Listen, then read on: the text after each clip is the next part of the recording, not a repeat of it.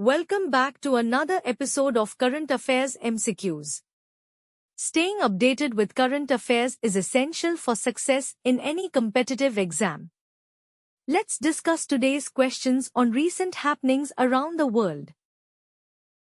Consider the following statements regarding National Investigation Agency, NIA. 1. It is a statutory body that functions as the central counter-terrorism law enforcement agency in India.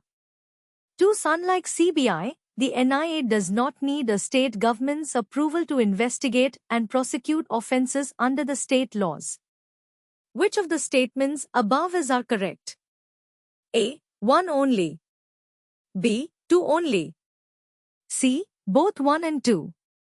D. Neither 1 nor 2. Answer is option A.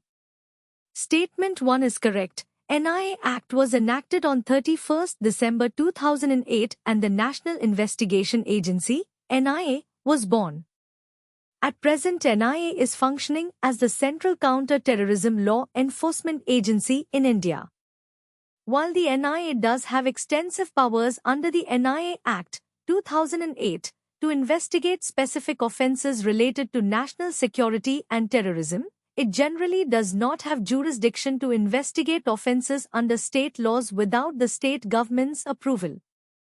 Statement 2 is incorrect. However, the NIA can take over cases of specific categories, such as terrorism, that have nationwide implications, as defined by central laws, without needing permission from the state government.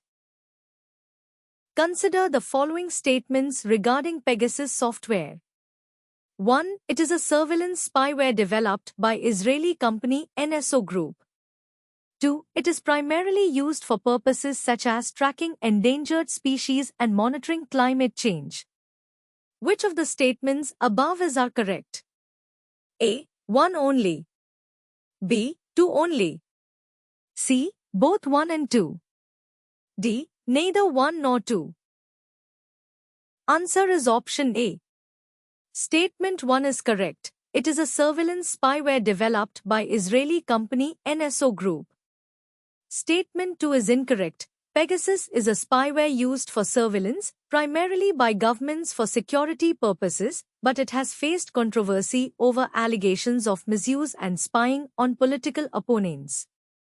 Israeli company NSO Group's controversial spyware Pegasus was used to target 1,223 individuals using WhatsApp across 51 countries in 2019, with 100 Indians being impacted by use of the hacking software, the second highest count globally.